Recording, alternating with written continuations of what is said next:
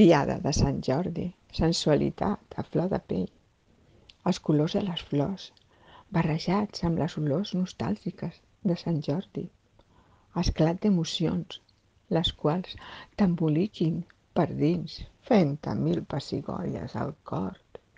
Records d'altres Sant Jordi viscuts, assonada de gent fullejant llibres, ulls oberts d'il·lusió, pensament envoltat de voler quedar-te'ls tots, humanitat plena de joia i emoció, olors dolces de pastissos i llaminadures, les quals es fonen amb les olors calentes i penetrants de les flors i el tacte amable i serè de les fulles dels llibres tan i tan plenes de saviesa.